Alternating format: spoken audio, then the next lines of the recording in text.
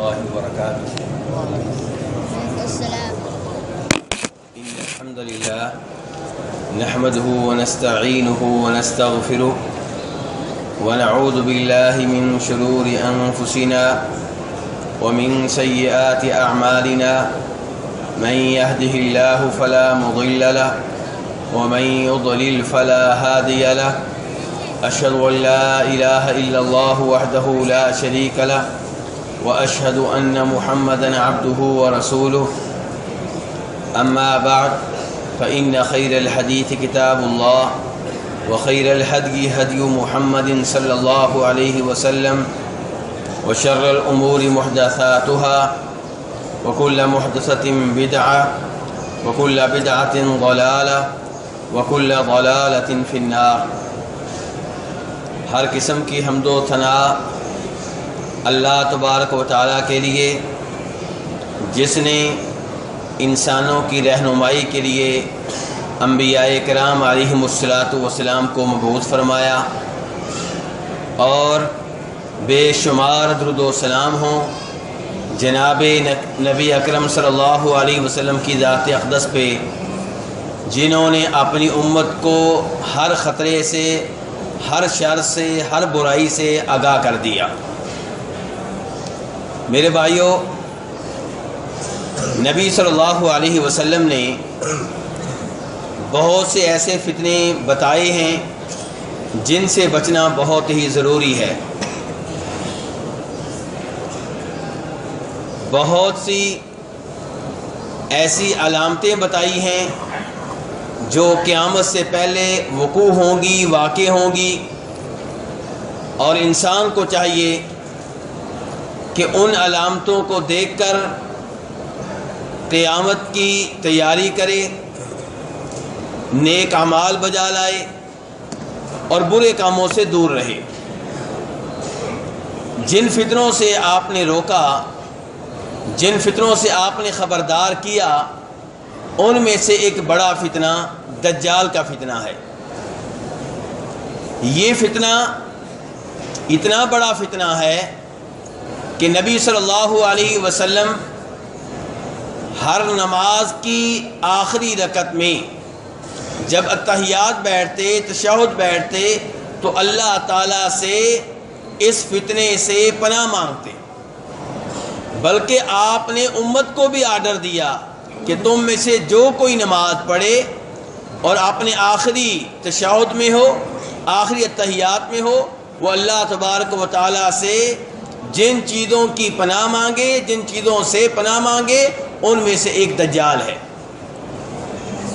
چنانچہ امام مسلم رحمہ اللہ روایت کرتے ہیں جناب ابو ہریرہ رضی اللہ تعالیٰ عنہ سے کہ نبی صلی اللہ علیہ وسلم نے فرمایا،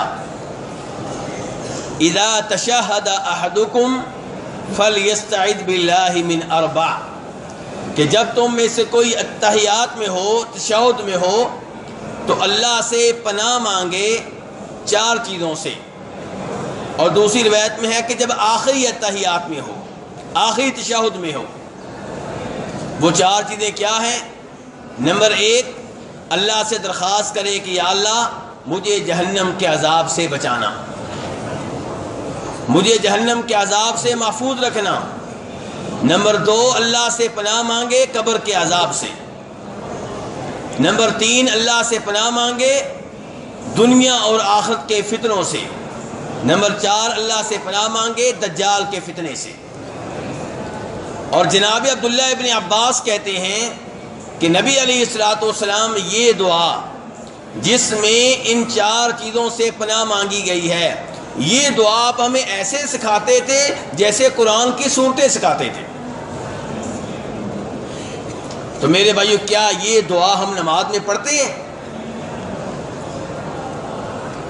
وہ دعا جس دعا میں انسان اپنے رب سے درخواست کرتا ہے کہ یا اللہ 4 چیزوں سے مجھے بچا اور مجھے اپنی پناہ میں لے لے.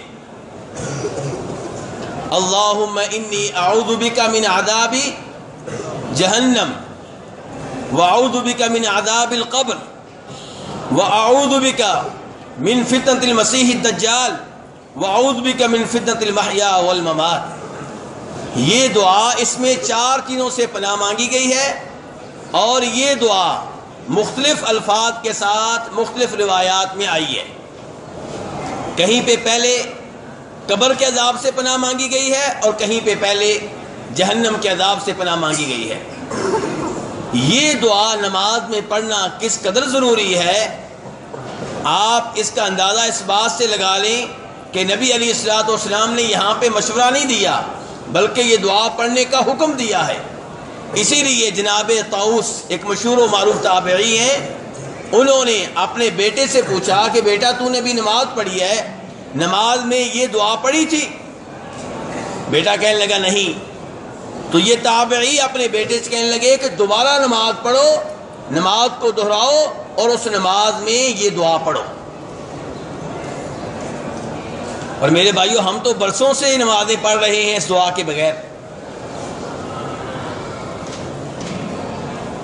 تو میرا کہنے کا آج مقصد کیا ہے کہ دجال اتنا بڑا فتنہ ہے کہ نبی علیہ الصلوۃ والسلام ہر نماز میں اللہ تعالیٰ سے اس سے بچنے کے لیے پناہ مانگا کرتے تھے، اور اپنی امت کو بھی حکم دیا کہ ہر نماز کے آخری اتحیات میں اللہ تعالیٰ سے دجال کے فتنے سے بچنے کے لیے پناہ مانگا کرو۔ اس سے کیا لگ رہا ہے، دجال کو چھوٹا فتنہ ہے کہ بڑا فتنہ ہے؟ جی، جب ہر نماز میں کہا جا رہا ہے کہ اللہ سے پناہ مانگو کہ یا اللہ ہمیں دجال کے فتنے سے بچانا، اس کا مطلب یہ ہے کہ دجال بہت بڑا فتنہ ہے۔ اور امام بخاری رحمہ اللہ روایت کرتے ہیں جناب عبداللہ بن عمر رضی اللہ عنہما سے، وہ کہتے ہیں کہ نبی علیہ الصلوۃ والسلام نے ایک دن درس دیا، درس میں اللہ کی حمد و ثنا بیان کی، اور اس کے بعد آپ نے لوگوں کو دجال کے فتنے کے بارے میں بتایا اور کہا انی لانذرکم، کہ لوگوں میں تمہیں دجال کے بارے میں خبردار کر رہا ہوں، میں تمہیں دجال کے بارے میں آگاہ کر رہا ہوں۔ اور ساتھ ہی فرمایا کہ وما من نبی الا انذرہ قوما، مجھ سے پہلے جو بھی نبی آیا ہر نبی نے اپنی قوم کو دجال کے فتنے کے بارے میں خبردار کیا۔ وَإِنَّ نُوحًا قد انذرہ قوما، نوح علیہ الصلوۃ والسلام نے بھی اپنی قوم کو بتایا تھا کہ دجال کا فتنہ بہت بڑا فتنہ ہے اور اس کے بارے میں خبردار رہو۔ پھر آپ کہتے ہیں کہ ہر نبی نے اپنی قوم کو دجال کے فتنے کے بارے میں خبردار کیا ہے، آگاہی دی ہے، لیکن میں تم سے ایک ایسی بات کہنے لگا ہوں جو پہلے کسی نبی نے اپنی قوم سے نہیں کہی۔ وہ کیا؟ وہ یہ کہ تعلمون انہ آور وان اللہ لیس بآور، تمہیں یہ بات معلوم ہونی چاہیے کہ دجال کانا ہوگا۔ کیا ہوگا؟ ایک آنکھ میں نور نہیں ہوگا، ایک آنکھ میں بینائی نہیں ہوگی، اور تمہارا جو رب ہے وہ کانا نہیں ہے۔ دجال یہ دعویٰ کرے گا میں تمہارا رب ہوں، مجھے رب مان لو، مجھے معبود مان لو۔ آپ فرما رہے ہیں کہ دجال تو کانا ہوگا، جبکہ تمہارا جو رب ہے وہ کانا نہیں ہے، دیکھنے والا ہے۔ اس حدیث سے یہ بھی معلوم ہوا، جس حدیث میں آپ کہہ رہے ہیں دجال کانا ہے تمہارا رب کانا نہیں ہے، کہ اللہ تبارک و تعالیٰ کی آنکھیں ہیں۔ اللہ تعالیٰ کی کیا ہے میرے بھائیو؟ آنکھیں ہیں، لیکن اللہ تعالیٰ کی آنکھیں ہر قسم کے عیب سے پاک ہیں، ہر قسم کے نقص سے پاک ہیں۔ میری اور آپ کی آنکھ میں 100 عیب ہیں، گند نکلتا ہے، پانی نکلتا ہے، بینائی محدود ہے، خراب ہو جاتی ہے، آنکھوں میں قطرے ڈالنا پڑتے ہیں، 100 مسائل ہیں، کبھی سرما ڈالنا پڑتا ہے جی بینائی میں اضافہ ہو جائے، لیکن اللہ تعالیٰ کی آنکھوں میں کوئی عیب نہیں ہے۔ کیا وہ انسان کی طرح ہے؟ نہیں، ایسی بات ہم بالکل نہیں کریں گے۔ یہ مانیں گے کہ اللہ کی آنکھیں ہیں، کیسی ہیں؟ جیسے اللہ کے شایان شان ہیں۔ کیفیت کیا ہے، تفصیلات کیا ہے، ہمارے پاس نہیں ہے، لیکن چونکہ قرآن و حدیث سے یہ معلوم ہوتا ہے اللہ کی آنکھیں ہیں، ہم اس بات پہ ایمان لائیں گے کہ اللہ کی آنکھیں ہیں۔ میں بہت زور دے کر یہ بات کہہ رہا ہوں کیونکہ آپ کا واسطہ کئی ایسے مفسرین سے پڑے گا جو ایسی چیزوں کی تعویل کرتے ہیں اور ان کو کسی اور معنی میں تبدیل کر کے تحریف کرتے ہیں۔ اللہ تبارک و تعالیٰ نے ایک جگہ پہ جب نوح علیہ السلام کی کشتی کا ذکر کیا تو فرمایا تجری بأعیننا، کہ نوح علیہ السلام کی کشتی اس طوفان میں چل رہی تھی، تیر رہی تھی ہماری آنکھوں کے سامنے۔ اللہ کیا کہہ رہے ہیں؟ ہماری آنکھوں کے سامنے۔ اور کہیں اللہ تعالیٰ کہہ رہے ہیں وَاصْبِرْ لِحُکْمِ رَبِّكَ فَإِنَّكَ بِأَعْیُنِنَا، اپنے رب کے حکم پہ آپ ڈٹ جائیں، بے شک آپ ہماری آنکھوں کے سامنے ہیں۔ اور کہیں پہ اللہ تعالیٰ موسیٰ علیہ السلام کے بارے میں کہتے ہیں وَأَلْقَيْتُ عَلَيْكَ مُحَبَّةً مِّنِّي وَلِتُصْنَعَ عَلَىٰ عَيْنِي، کہ موسیٰ علیہ السلام کے بارے میں کہہ رہے ہیں کہ ان کی پرورش ہماری آنکھوں کے سامنے ہوتی رہی۔ تو ان تمام آیتوں سے اور اس حدیث سے معلوم ہوا اللہ تعالیٰ کی آنکھیں ہیں، لیکن اللہ تعالیٰ کی آنکھ ہر طرح کے عیب سے پاک ہے۔ قرآن پاک میں اللہ کے ہاتھوں کا بھی ذکر آیا ہے اور ہمارا ایمان ہے کہ اللہ کے ہاتھ ہیں، انسان کے بھی ہاتھ ہیں، لیکن اللہ اور انسان کے ہاتھوں میں کوئی مشابہت نہیں ہے، کوئی تشبیہ نہیں ہے، کیونکہ انسان کے ہاتھ کمزور ہیں، انسان کے ہاتھوں میں 100 عیب ہیں، اللہ تعالیٰ کے ہاتھوں میں کوئی عیب نہیں ہے۔ تو جو اللہ تعالیٰ نے معلومات اپنے بارے میں دی ہیں، جو نام اللہ نے اپنے بتائے ہیں، جو صفات اللہ نے اپنی بتائی ہیں، ہم ان سب پہ ایمان لائیں گے اور ان کی تعویل نہیں کریں گے۔ میرے بھائیو، یہ عقیدے کا بنیادی مسئلہ ہے، اسے یاد کر لیں کہ جہاں پہ اللہ نے جو معلومات اپنی ذات کے بارے میں دی ہیں، ہم ان معلومات پہ ایمان لائیں گے اور ان کی تعویل نہیں کریں گے۔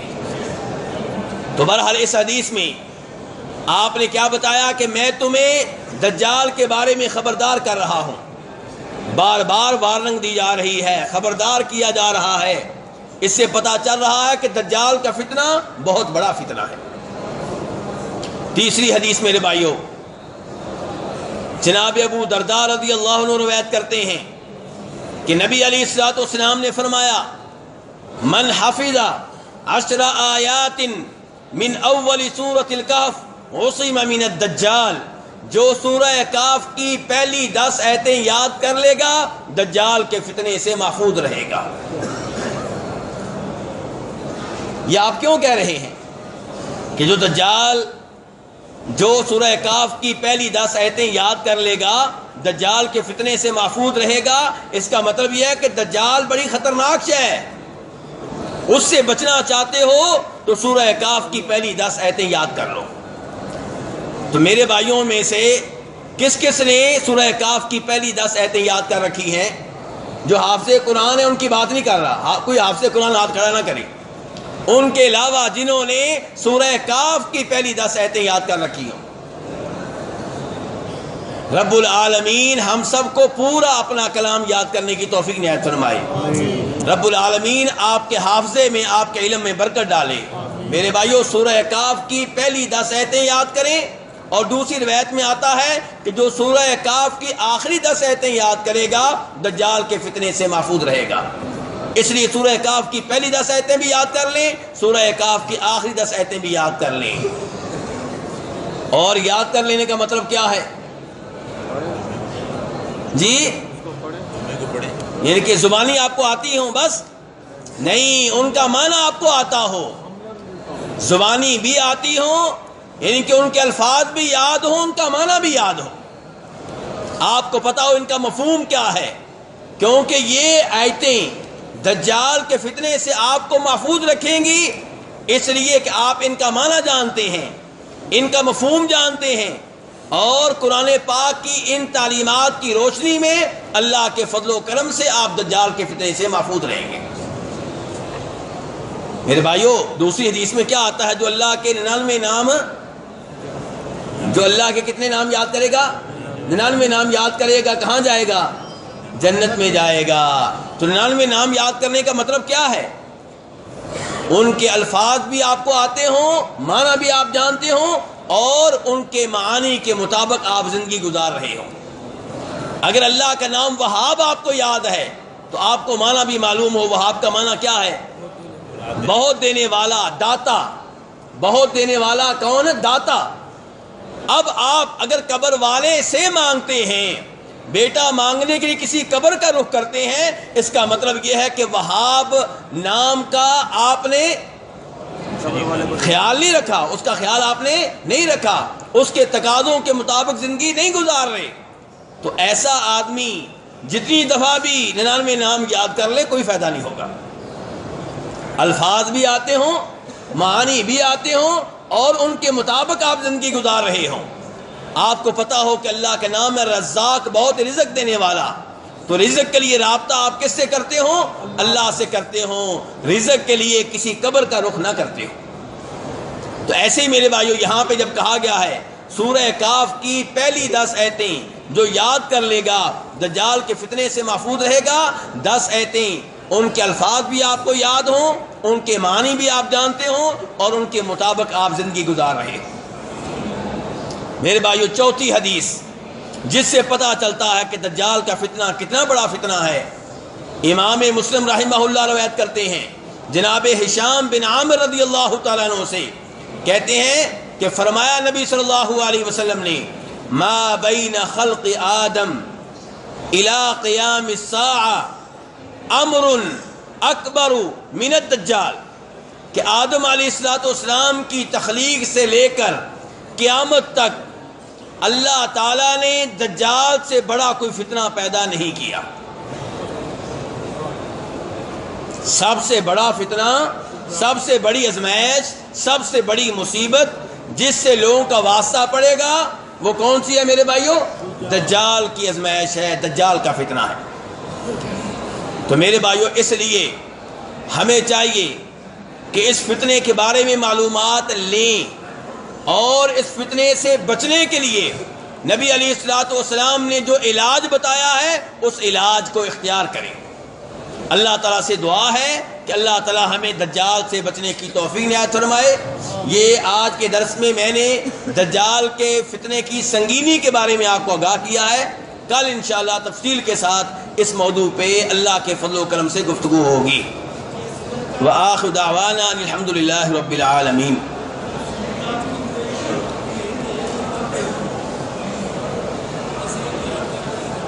سورہ کاف کی پہلی اور آخری 10 آیتیں آپ کو زبانی یاد ہونی چاہیے، اور یاد رہیں، آپ کو بھول نہ جائیں۔ باقی جو آتا ہے ایک اور حدیث میں کہ جمعہ کے دن سورہ کاف کی تلاوت کریں، تو وہ ایک اور فضیلت ہے۔ وہ یہ ہے کہ جو ایک جمعہ کو سورہ کاف کی تلاوت کرے گا پھر دوسرے جمعہ کو کرے گا، تو ان 2 جمعوں کے مابین اللہ تعالیٰ کی طرف سے ایک نور اسے حاصل رہے گا، ایک روشنی ہے جو اس کے لیے موجود رہے گی۔